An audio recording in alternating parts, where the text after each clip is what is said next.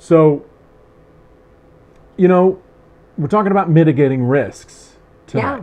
Yeah, especially for your heart. Especially for your heart. Yeah. And back in the day, long before you, long before a lot of this stuff for me, right, a lot of my personal growth stuff, I was in a relationship. And, it was okay. We broke up a lot and then got back together, and then we break up and get back together. One of those. Yeah, sex was pretty good, but otherwise, yes. It was kind of a hinky thing. Sometimes those are hard to let go of. Yeah. But then, we had a nice fall, and then our birthdays were close together. We had a great joint birthday party, and things seemed to be going well. So we decided, why not move in together? It's a convenient move in. Yeah, and I remember at that time, the thought in my head was, well, I don't really love her, but this is probably the best that's going to get right now in my life. So might as well just move forward. All right. Here's the deal, because we want to mitigate the risk to your heart. Right. You don't want to mitigate your desire. Right. See, now we could have told the earlier version of me that. I don't know if you'd heard We're trying to tell all them. Oh, okay. Hi, everybody. Hi, everybody. We're telling the you now. When you focus on what you really want, instead of starting to change the goalpost, people move the goalpost. Right. Like they sometimes they start in a conversation with us, and they'll say, "Oh, I want to share the rest of my life with the love of my life." Mm-hmm. We go, "Okay, great. Awesome. We can help you do that." That's what we're here for. Yeah. And then That's our somewhere specialty. along the way, they hit some bumps, and maybe it's not as easy as they thought it would be. And they start to move the goal from, I want to share the rest of my life with the love of my life, to something like, oh, I just want some companionship. Oh, interesting.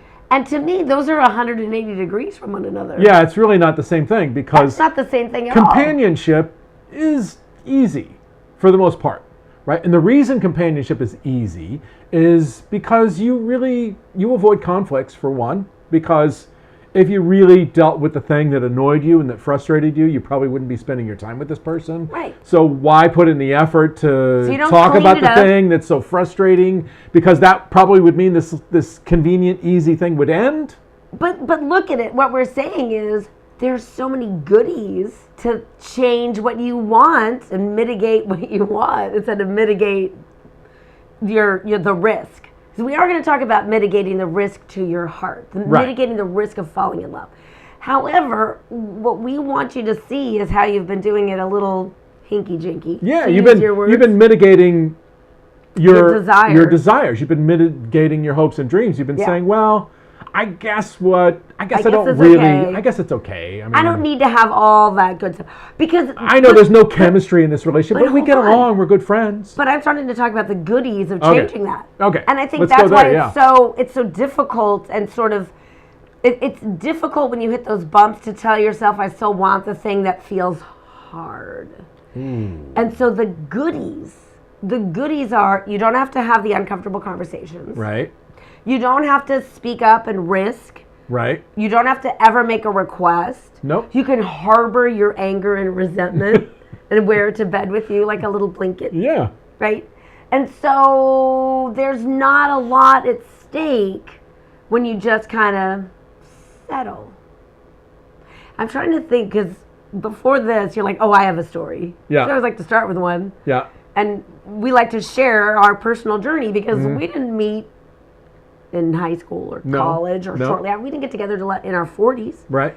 And I know some of you are, beyond that, and that's okay, but you've had other things that did or didn't work out for whatever reasons or whatever.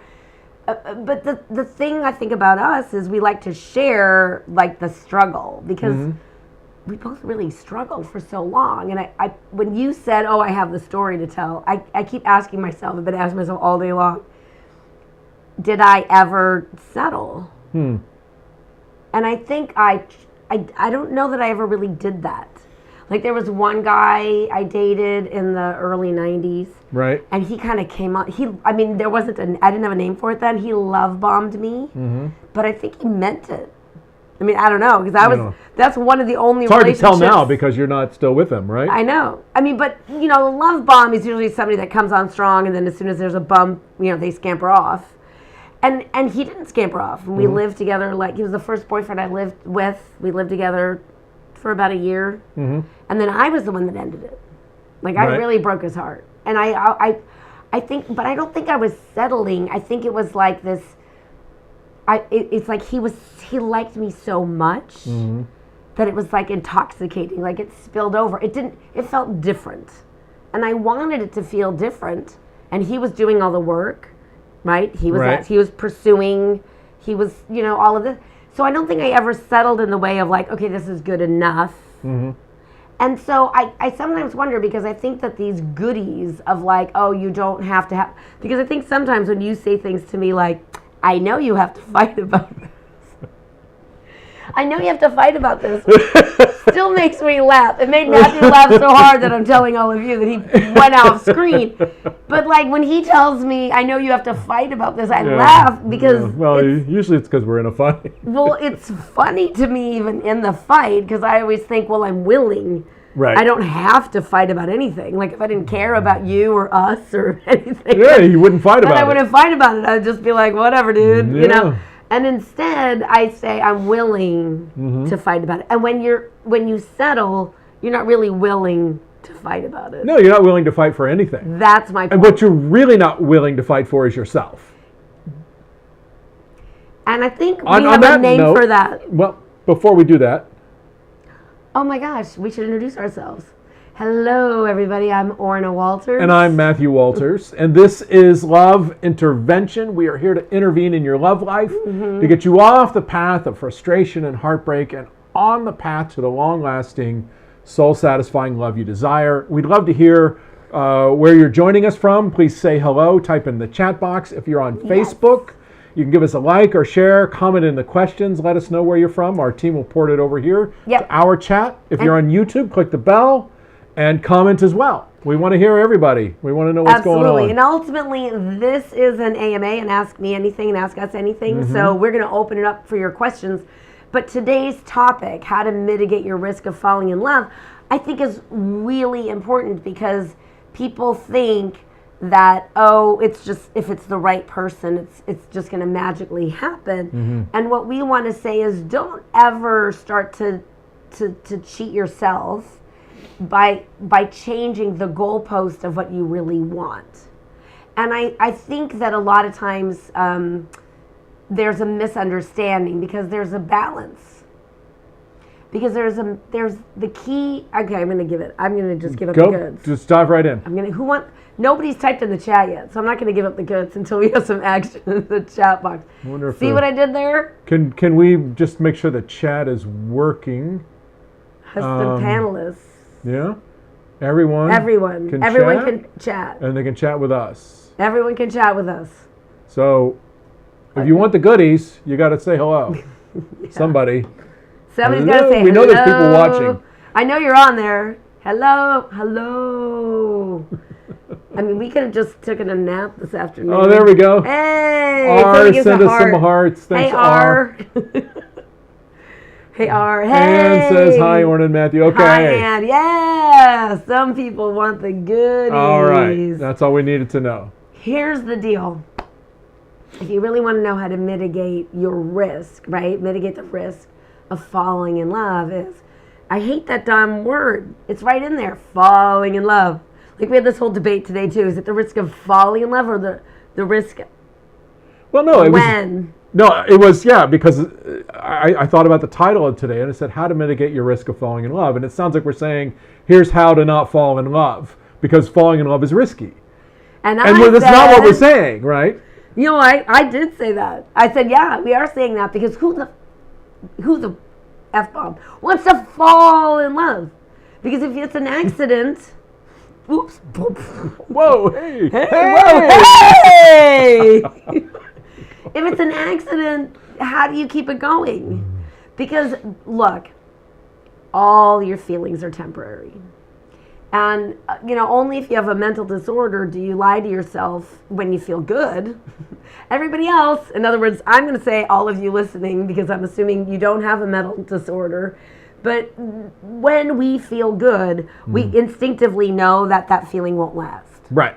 We instinctively ride the wave of like, oh, I'm going to things enjoy are this good while right it now. lasts. I'm in the zone. I'm going to enjoy it. This is good. Everything's cruising along. Mm-hmm. And when we feel badly, we do lie to ourselves. When we feel badly, we think, oh, I'm never going to feel good again. I'm going to be depressed forever. My heart is going to hurt forever. Like all of those icky things we don't want to feel. And look, we are wired to survive, but we're not wired to thrive. So when it comes to love, if you just work on the survival level, you'll never get the thing you really want. So when we talk about mitigating your risk, it's very easy to do that. Okay. I'm waiting. You date with non-attachment. So if you don't know what non-attachment is, best known as a Buddhist practice, I think you tell that little story. What's the little fable about the guy with the horse? We'll see. Oh, right. So there's a famous Yeah. Buddhist fable, right? There's a farmer, and he has a son, and the son is out, just traveling around, walking in the woods, and he comes across a wild horse, and he brings that horse home, and everybody in the village says, "Wow, what great fortune! Your son has found a wild horse." And the the farmer says, "We'll see."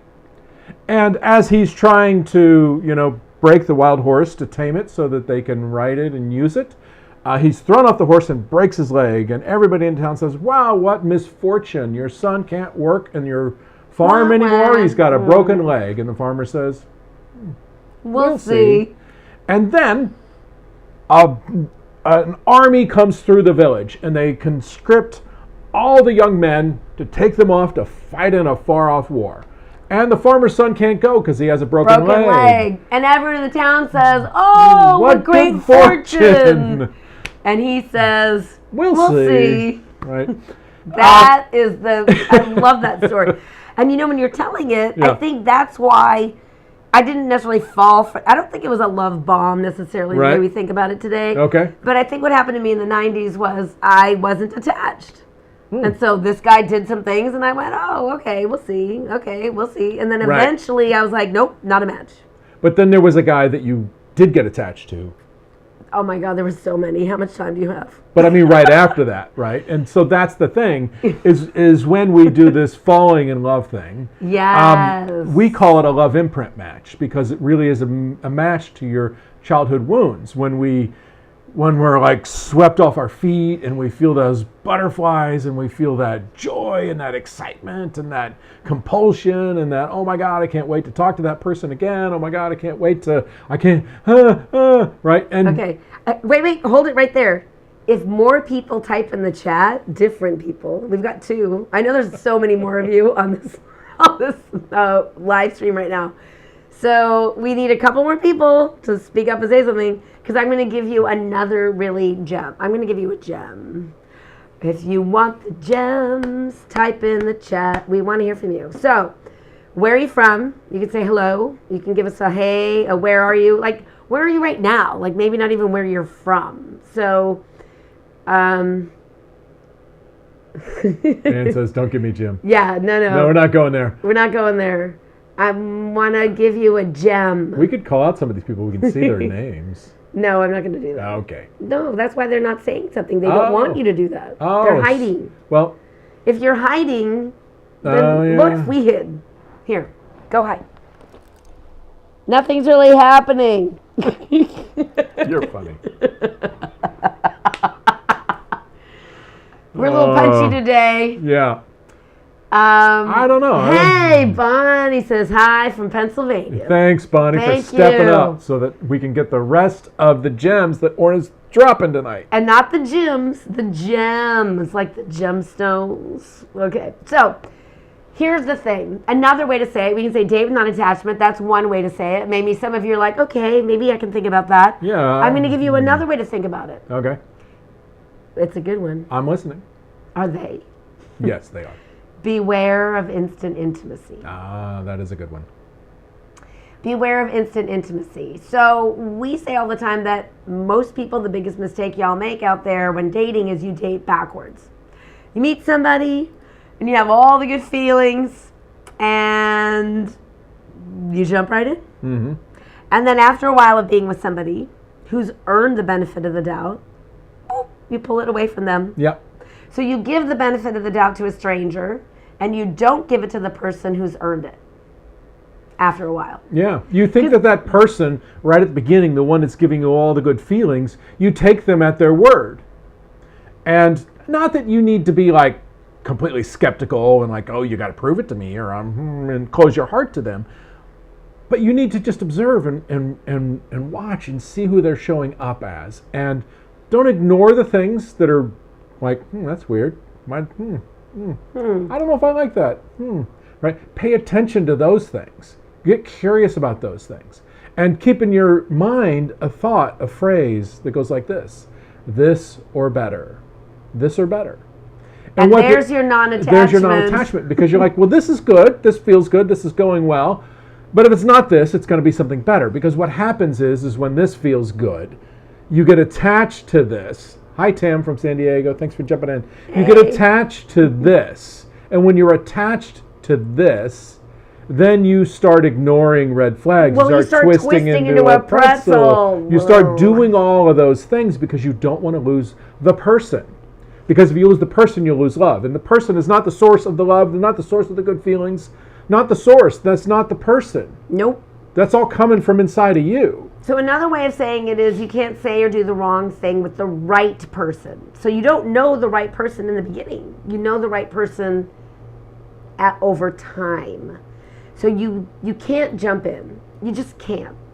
And I know that that's one of the hardest things that we ask our clients to do. We have a very specific system that gives them a lot of support so they don't do that. But what we want to convey is if you want to mitigate that risk to your heart, right? Like if you really don't want to go down the same, whatever it looks like for you. Because I know for me, that's where I was stuck. I kept going, basically, it was like a lather, rinse, repeat, like a different face, same situation, Right. like over and over and over again. And suddenly I was like, no, wait, I'm the common denominator. So that means if I change, my outer experience will change. And guess what? That's how it works. When you change, your outer experience changes. So hello, everybody. If you're joining us late, I'm Orna Walters. I'm Matthew Walters. And this is Love Intervention. We're here to intervene in your love life in a good way so that you can create the long-lasting and soul-satisfying love. Look, we don't think that we're so special that somehow we were disasters in love and then poof, one day we became masters. Because we both put a lot of intention and time and work And into effort, becoming the person that we each needed to be to come together and have this. I mean, sometimes when you talk about an earlier version of you, I just think, oh my gosh, you would have broken my heart. Yeah. Like, seriously, I would, I was known for that. All right, so we don't normally take questions this early, but we have a perfect question from R and R. I hope you don't mind. You typed it in here, so we get to use it, and we want to talk to you. So R says, because this is right into what we're talking about today, she says, I feel tired and powerless for years. Not much energy and motivation. I often think I may set too high standards I did not want to settle. Maybe I feel tired when I set too high standard to reach, and I feel frustrated things didn't change. What shall I do things? What shall I do things including love effortless? I'm not sure what the question is. What shall I do to make love feel effortless is what I think you're saying? Yeah, and that is the unrealistic expectation. Your standards are not unrealistic, but expecting it to be effortless, that's the place where you've got to recalibrate that. Yeah, you're not going to make more money effortlessly. You're not going to lose 50 pounds effortlessly. If the dishwasher is broken, you're not going to wake up one day and magically it's going to work. You have to call a repairman. Yeah, right? Effortlessly. So I want you to look at that unrealistic expectation about love and relationship, because this is not effortless. It's not. I mean, it's effortless a lot of the time. Well, a lot of the time it's great, and then there's that 5% of the time when we are not on the same page, and it's not great. And somebody, a lot of people ask us, well, do you guys fight? And we say, yes, we fight. And they say, what does it look like? We say, well, it looks like a fight. One of us raises our voice, and the other one gets mad, and they raise their voice, and we defend ourselves, and we, Thick. ick. We do all the things Because that we're people do human. because we're human beings. But what we do something very different that a lot of people don't do after that, which is we sit down, we calm ourselves, and then we come together and then we clean up the mess. And what we mean by we clean up the mess is I go, hey, here's the pieces of the mess that are mine. And I'm going to own those. I'm sorry about all of my pieces of the mess. And I say, hey, I'm so sorry that I whatever, and I clean up my parts of the mess. And then we repair it. So I don't think, people think when there's a conflict that it must not be my person. Right. So if you're conflict avoidant like most people are, you have to learn the skills to move through a conflict, because you're going to have conflict with any person you decide to share your life with.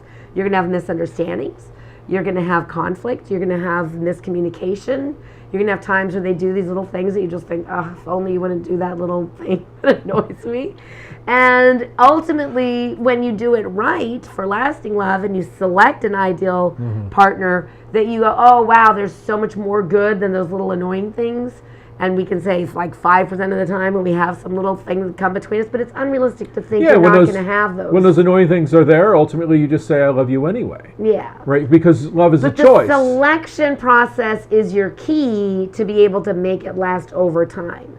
So there's a couple things here. There's a skills. I'm going to take that back. I'm going to start again. There are skills that you must learn for the selection process. You don't expect it to just magically happen by slipping in a banana peel and falling in love with somebody, right? That's not it. Right. And then there are also skills that are about lasting love once you've selected the person. So there's one skill set. So it's like, anytime you learn to do anything new, anything. I mean, we garden, and we have somebody helping us in the garden who's never grown food before. Right.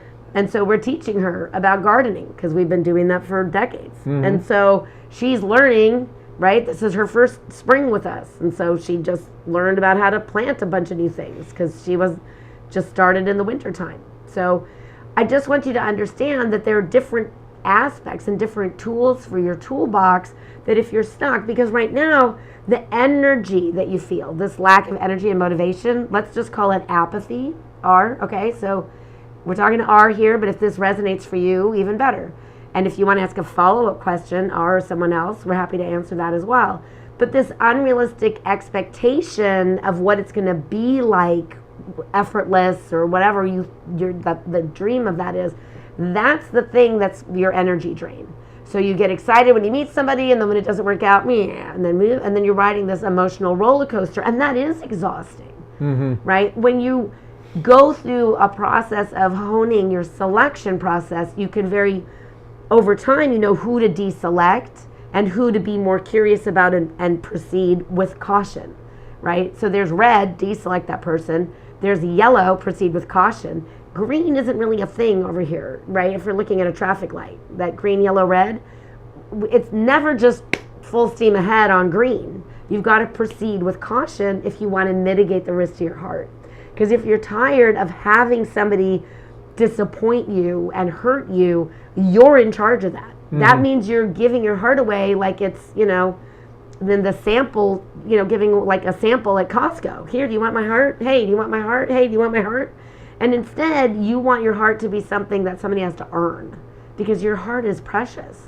Like investing emotionally in somebody is something that you need to do not at the beginning, because you need to be like the farmer with the son instead of like the townspeople. We'll see. So I want to say something, because oftentimes I think when we say something like, well, somebody has to earn your heart, right? That people think what we're saying is that you're protecting your heart up in this castle with the moat and the drawbridge and the castle walls and the dragon and the guards, right? No, that's not what we mean by earn your heart. What we mean is it's more win your heart. They have to win your heart. They have to show. It's like there's a contest, right? And there's people all here trying to win your heart. That's more what's going on. And your heart is open and available to be won. I think that's okay. I think that maybe, and we're speculating because you haven't said anything else here, and that's fine. You share as much or little as you want. That the tiredness and the powerlessness and the lack of energy and motivation is coming from past hurts and disappointments that are still unhealed. They're old wounds that are unhealed, and it's like, as much as you can say, well, I set standards and I maybe they're too high or not too high. The problem is that people keep touching those wounds, and you go, oh, that hurts. Okay, back away. I don't think I want to do that.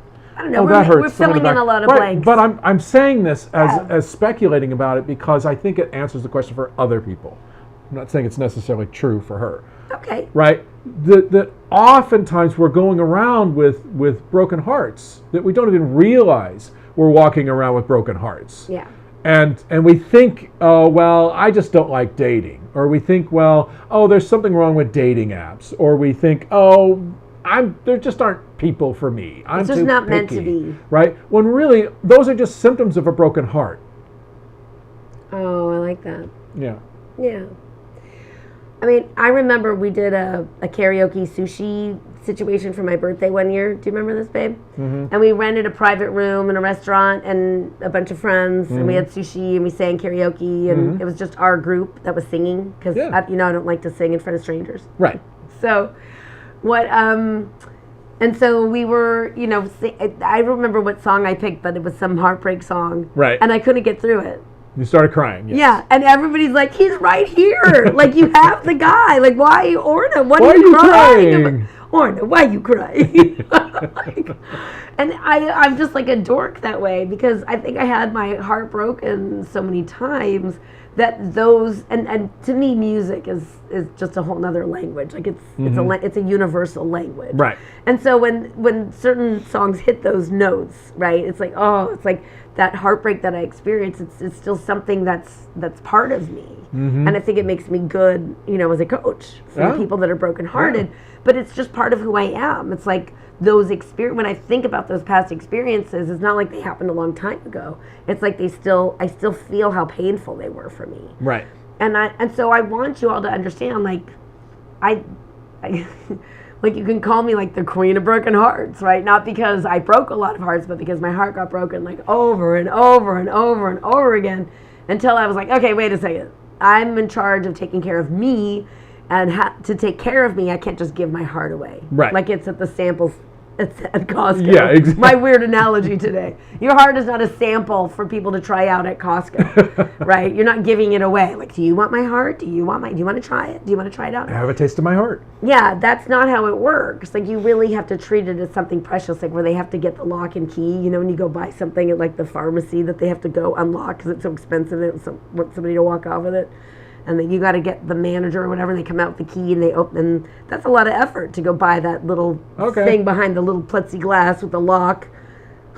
I'm going to argue with that analogy because I don't think you have a lock on your heart. I don't think you should ever have a lock on your heart. I don't think you have a lock on your heart. Or have your heart locked away somewhere that you have to go get somebody else to unlock it. Both things can be true. Let my analogy stand. I'm not saying their heart is locked up. I'm saying somebody has to make an effort to win it. Yes. Not that they have it locked up. Yes. Okay. When I want to buy the thing, the little thing, I went there to buy the thing, and I'm going to make the effort to get the key, to get the person, and track them down, and go back to the aisle. This is what we deal with around here every day.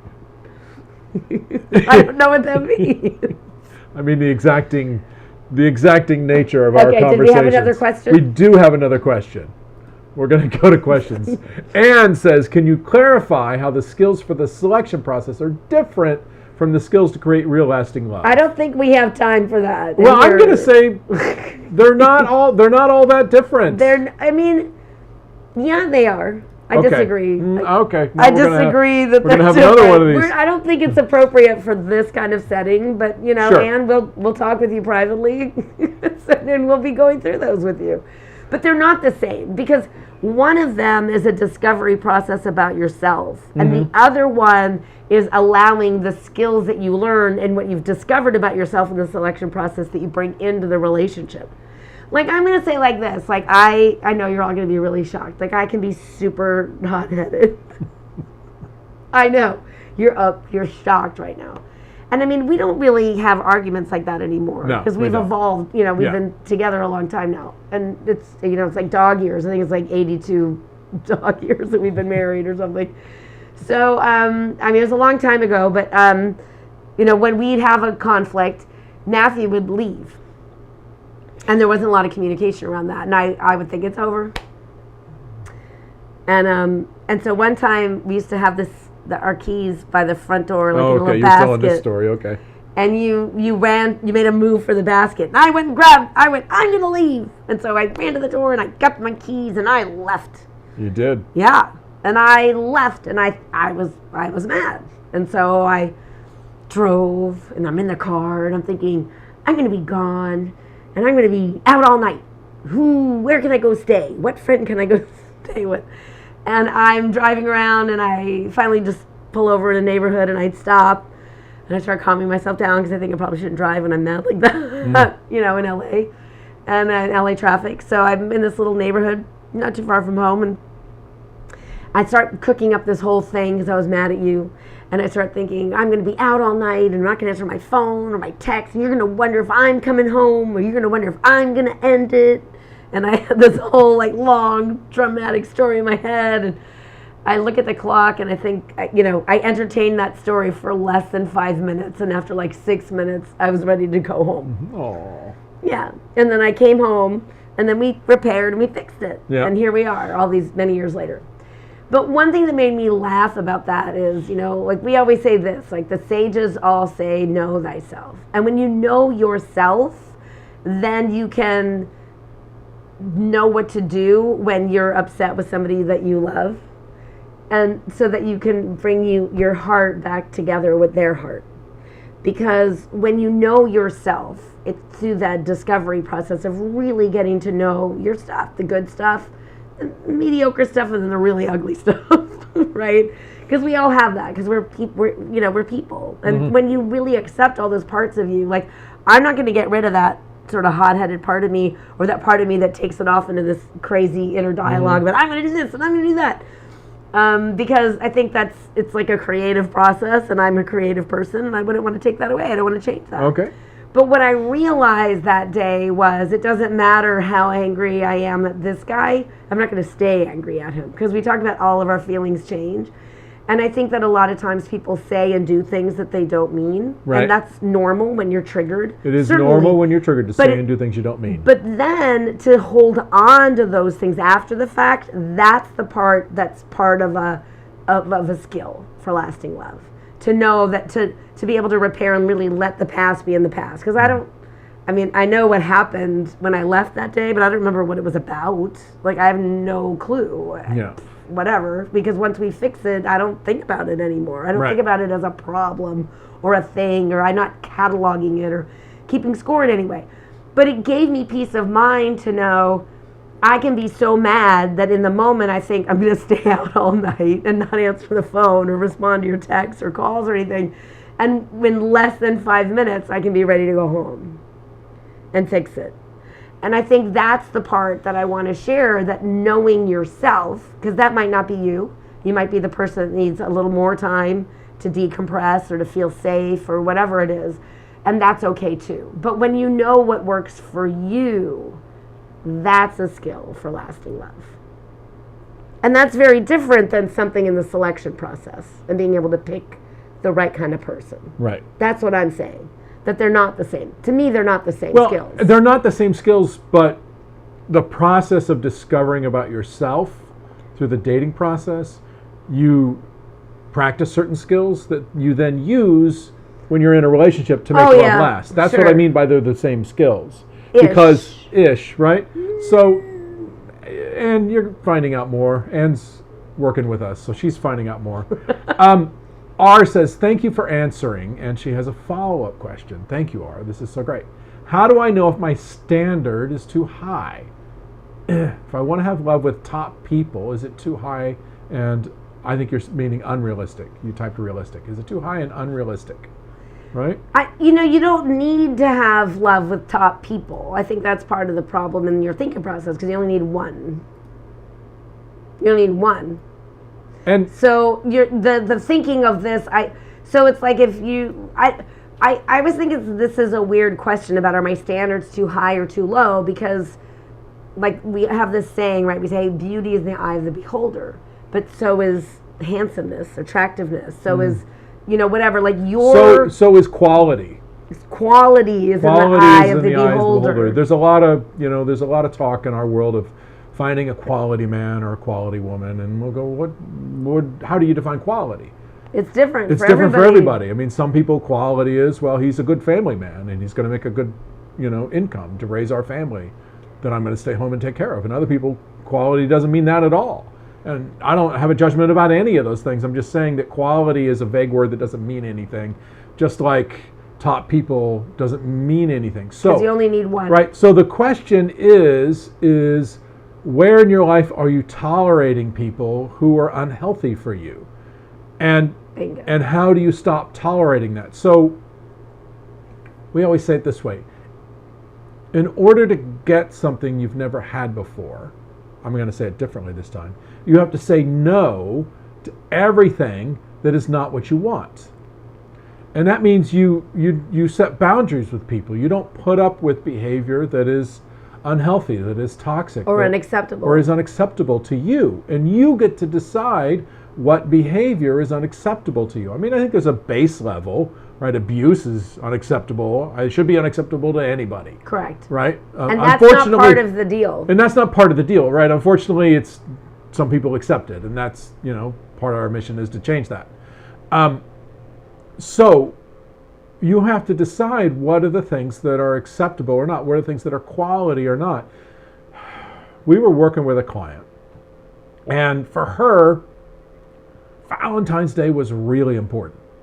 She's like, Valentine's Day is an important holiday to me. She'd been dating this fellow. She'd been dating this guy for several months, and she's like, Valentine's Day is an important day for me, and I have an expectation that the man would feel the same way, and that he should have already made plans, and he should know to make it a special day. And what she's asking for... This was like a couple of weeks out from Valentine's Day. Right, it's a couple of weeks after Valentine's Day. What she's asking for is that this guy is a mind reader, or either he's a mind reader, or if he doesn't automatically hold the value and express the value in the way that she wants him to express the value, then he clearly doesn't hold the value. Right? Then they're not a match. Then they're not a match. Just like the whole thing, I'm looking for a man who's a gentleman, and gentlemen open car doors. And if he doesn't open my car door, he's not a gentleman. Well, that's just a bunch of BS. If he doesn't open, there's a lot of reasons why he may not open your car door. It has nothing to do with the quality of his character. You don't know the quality of his character yet because you haven't asked anything or done anything to discover the quality of his character. Not only that, but see, this is where I think we can answer this question in another way. Yeah, let's do Since it. we're not dialoguing with you, but I think it's important for everybody to hear this. You're not looking for a quality person. In other words, you're not looking for somebody who is a person of character. There's plenty of people that are, plenty of guys, for example, for you are, who would be a man of character, who still wouldn't be your person. Because the only things that make a long-term match for lasting love is when you share the majority of values. When you value the same things, then you can have a disagreement and get back on the same page. Right. Right? Then you can repair and put the conflict in the past because you value the same things. And so it's very easy to come back together. What we see where people struggle in the long term in relationships is they look for somebody in this vague sort of character, and they go, oh, no quality, and they go, oh, well, they have these qualities, and so I'm looking for those kinds of qualities, but they're not a values match. And then it's very difficult to get through those rough spots when there is a disagreement, when there is miscommunication, right? And so it's difficult when you don't share the same values to give somebody the benefit of the doubt. Mm-hmm. I mean, that experience that I shared about leaving, like, I'm going to go instead, I'm going to stand on it, that was a long, long, long time ago. But there's this other experience, it was probably 5-6 years ago, it was before COVID. Okay. And we it wasn't I'm going to go, it was we both needed a pause. Mm-hmm. Right. And I said, I'm going to go take a walk. Okay. But I got in the car because it's LA, and I drove to the beach, and then I took a walk. Because that's how you do it here. And I remember I came back home and I wasn't gone that long. Right. And I came in and I sat on the couch and I said, I'm sorry, blah, blah, blah, whatever. I don't remember the circumstances. But I do remember what you said. Yeah. I said, what changed? Yeah. Oh. I remember this. Because I turned it around really quickly inside of me. I wasn't angry anymore.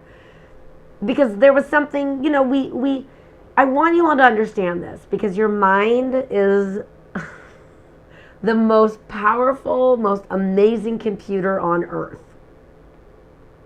And your mind is, you are your behavior, like the people that know you, know who you are, know your personality, because your behavior is predictable.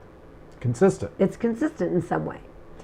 And that doesn't mean you can't ever surprise people, whatever, you can.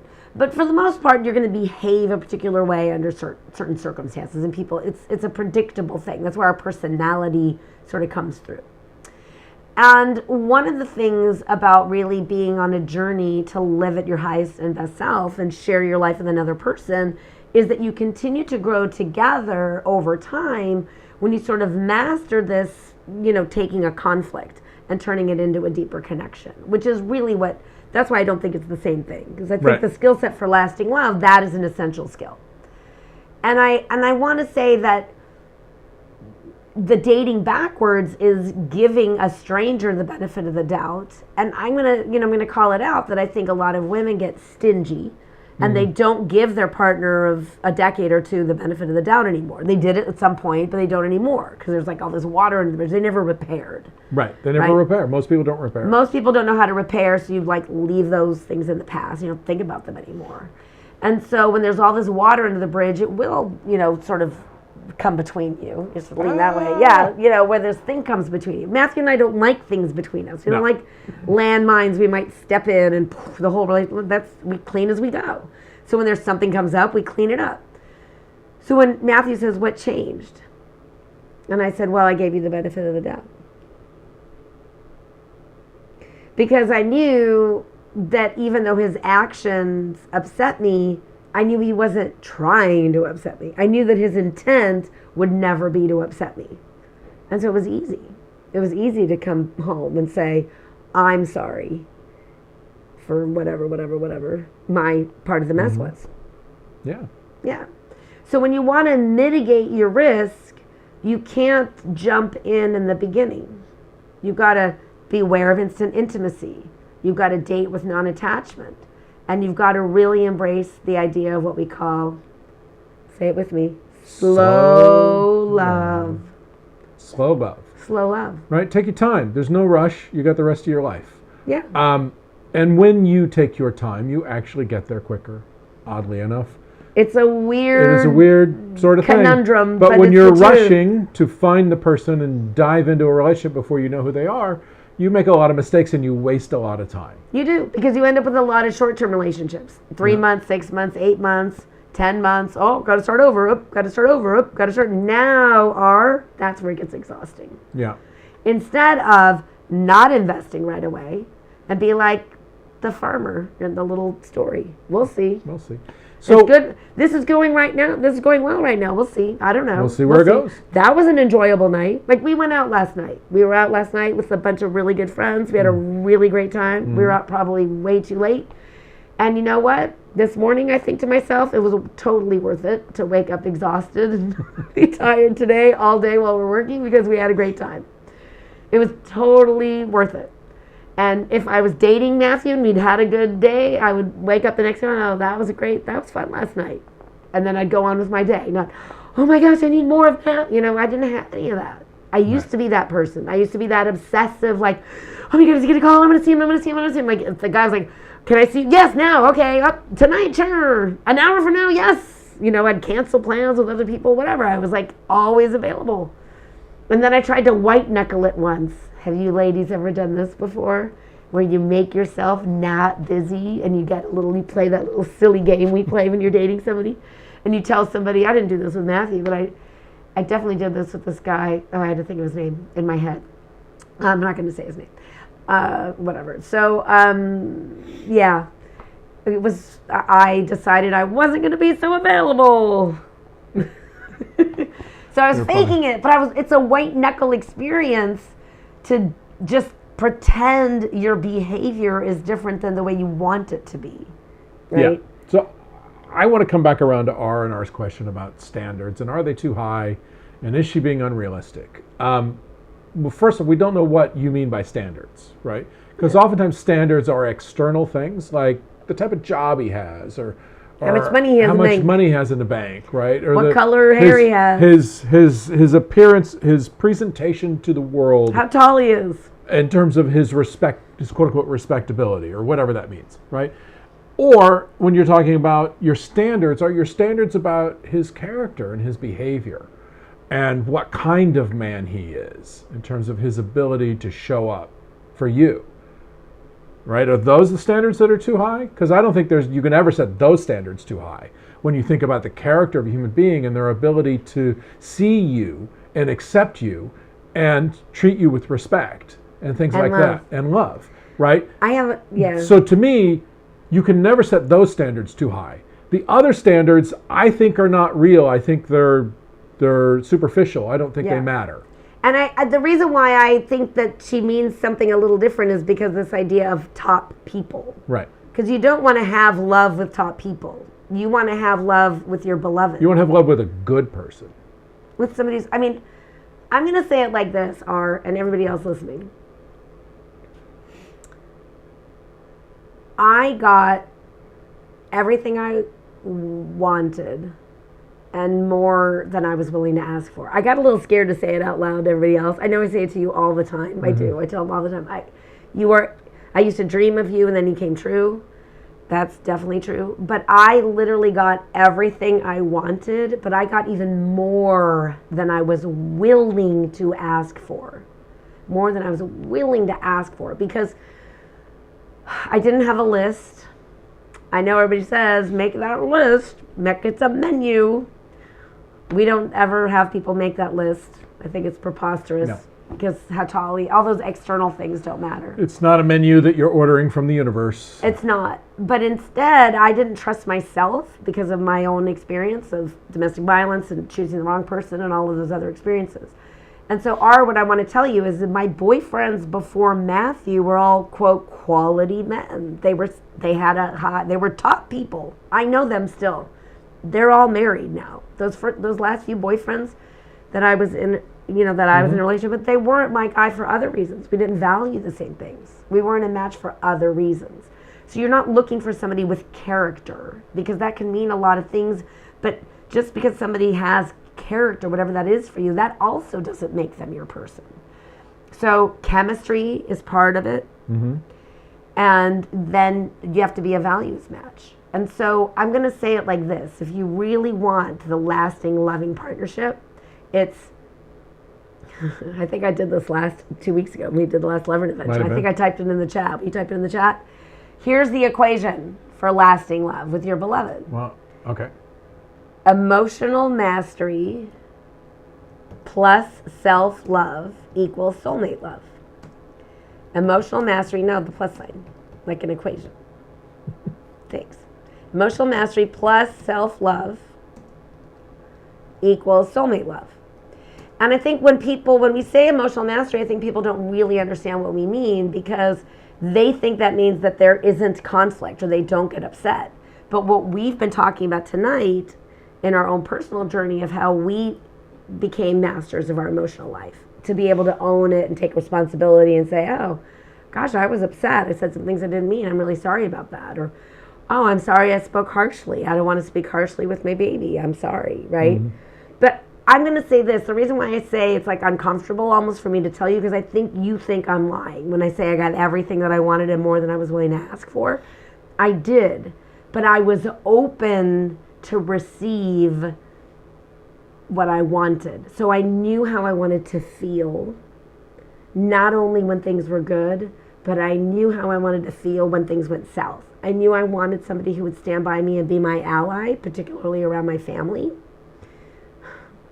And I got more than I wanted, and everything I wanted and more than I was willing to ask for. And the reason why I started to share that is because I don't think like I'm so special. It's kind of where we started in the beginning and didn't really go deep in that. But I don't think I'm so special that like I get that, but you don't. right? And like a third of you on here, like you might get that too, and another third of you aren't going to have love at all, and the other third are getting some of the things, but not all of the things, or whatever. Like, I don't think love works that way. I think when we think about love today, I think that people have a different unrealistic expectation of love, because they expect it to magically happen without doing the work of having self-love and being and a master of your own emotional life. And that doesn't mean that you don't lose your Doesn't mean you don't feel your feelings. yeah, it doesn't mean that you don't, spill milk and you mess up. It doesn't mean you're somehow perfect. Perfection has nothing to do with it. I'm going to say it like this, and maybe you'll understand emotional mastery, what we mean by that a little bit better. Having integrity doesn't mean you don't make mistakes. Having integrity is how you behave when you make a mistake. So having emotional mastery doesn't mean that you never get angry. Right. It means, what do you do when you calm yourself and you're no longer angry? That's emotional mastery.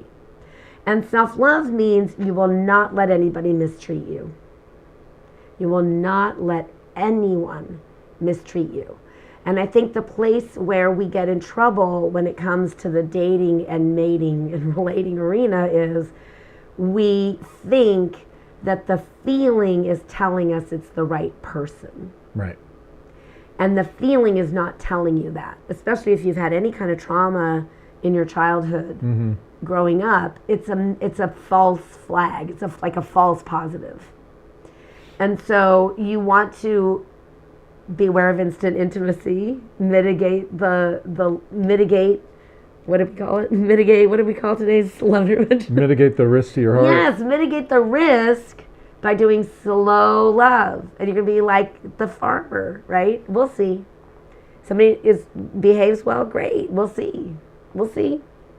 Date with non-attachment. Don't jump in. Yeah. Resist the urge to jump in. I mean, there's plenty of guys that I invested in right away because of, how I felt. And I know that it's hard. I know what we're asking you to do is not an easy thing to do, but the rewards are so great because you learn about yourself. Because all of that, when you meet a stranger, has nothing to do with that other person and everything to do with you. And it might be a match to your wounds, not a match to your desire. So don't change your desire, instead evaluate differently. And instead we throw out the evaluation process until later.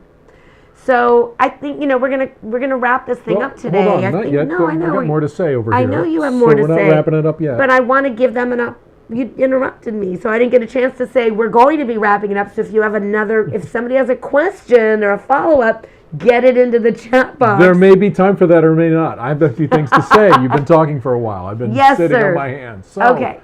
I think sometimes we have this dream, this vision of love that is kind of this magical thing. That love is this ephemeral thing that we can't understand, but we can feel it and we know it when we experience it, right? And we get attached to. It's almost, there's so much fantasy around love and relationship, and I don't say this to say that there isn't romance and there isn't magic and there isn't fantasy when it comes to love, because there is. But that is not what you're looking for. That's the result, right? That's the magic that happens after. You're not looking to find the magic. The magic is already there. You'll experience it. You won't have it. It's not going to be this, clinical, like, oh, I'm here evaluating and I'm not attached and, whatever, I'm bored, but I'm not attached, right? It's not like I'm that. sitting here like this automaton robot, not being attached to you, even though I think you're hot and I want to rip your clothes off, right? That's not what we're talking about. No. We're not talking about that. We're talking about one waiting to rip their clothes off, because you don't want to get chemically attached, because it happens. It's common, especially with women. The majority of women, when they have sex, they get emotionally attached to a man, even though they don't. They bond, even though they don't intend to, right? Because it's chemical. I'm just going to insert this. The other reason why we say delay that physical intimacy is because once you've squeezed the toothpaste out of the tube, you can't put it back in there. So you can't go back. Thanks for the great answer. How to solve the conflict? Can the skills be used to select the right spouse? etc. Yes, the skills can be used in anything in life. This is about manifestation. This is about how you make things happen in your life. And thank you, R, for giving us another follow-up. Yeah. And if you want to know more about specifically the relationship skills and the dating skills and the skills to heal your heart and all of that stuff so that you can create the kind of relationship we're talking about, Go to loveonpurpose.com. go to loveonpurpose.com or email us at support@loveonpurpose.com. Yeah. And let's get on the phone and let's talk about how it happens. There's right? also a ton of resources on our blog. How come I can't type? There we go. So you can go to our blog. If you go to our website, then go to the blog. There's tons. You have a search bar even in there too. We have hundreds of articles there. You can also email us. You want to shortcut all that. I mean, look, we do these every other week because we're here to be of service to you. Mm-hmm. We started doing these during the pandemic because our community is single, and we were like, oh my gosh, we have to do something and Right. hold our community together and let them know they're not alone, because it was a scary time. And we've kept doing them because you're important to us. And we want you to understand that it's not love. Lasting love isn't something, it's not some fleeting emotion. It's not something that just poof shows up and then poof gets ripped away from you. Right. That's not how it works. That if you really want to share your life with somebody, right? Why? Because then all of your, there's a Swedish proverb. Why do we say it's so great to partner up? Because when you do couple up with somebody who's a good match for you, an ideal match, then you half your sorrow and you double your joy. Mm-hmm. Shared sorrow is half sorrow, and shared joy is double joy. And I can't think of a better way to describe sharing your life with somebody, right? Because you want somebody there for the ups and the downs. We want you to have your sorrows and double your joys. Half them. You sound like you said have them. Have, Halve, have your sorrows. Have. No, that's not how you pronounce it. We're very exacting at times. I over know. here. Anne says, love hearing the combo of emotional mastery and self-love equals soulmate love. Amen. Amen to you, Anne, too. Thank you. I hope our passion shines through, because this is our life's work. We're going to mix things up a bit. I'm just going to let you all know. We are not going to be back in 2 weeks. So whatever that 2-week thing is, I think it's June 6th. We're actually not going to be available. So we'll be back on June 20th. I have a post-it note to remind me. I'm going to show it all to you. We're back on June 20th, 5 p.m. Pacific, 8 p.m. Eastern. That'll be our next love intervention. Before that, though, we're going to do some other really cool stuff. We're cooking up things. We're mixing it up. I don't think we're going to be doing these love interventions much past the month of July. Right. So we just want to give you all a heads up. And if you don't know, there's big news that we gave out a few weeks ago. We got a book deal, so we have to write a book. Yeah. So that's what we're going to be doing for the next 6 to 8 months. Yeah. And unfortunately, this is one of the things that's going to go by the wayside in order for us to write that book. And it doesn't mean we won't come back to this. We don't know yet, but we've got to mix things up so we have some time, because writing the book is, and it's our life's work. So we're going to put it Hopefully all all in the the book. questions you're asking Yeah. us will be answered in that Yeah, book. we answered in the book. Wouldn't it be cool? You could just go to Amazon. You can get it in your Kindle. You can get the audiobook. You can go to the Barnes and Noble, your whatever. local independent bookstore. Yeah, and hopefully we'll be coming to a town near you after the book comes out. So we have a lot of things that are cooking up. But the book is coming out on an imprint called Alcove Press, which is a division of Penguin Random House.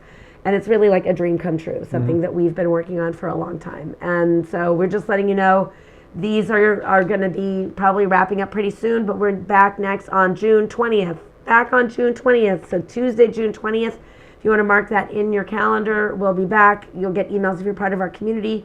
And if you're not yet part of our community, but you want to be, go to loveonpurpose.com, click anything that clicks to give you something, and you'll be opted in to get all of our emails.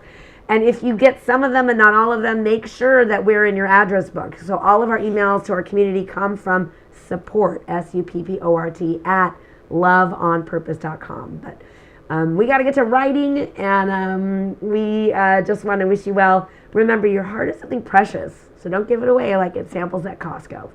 All right. Have a great night. Bye for now.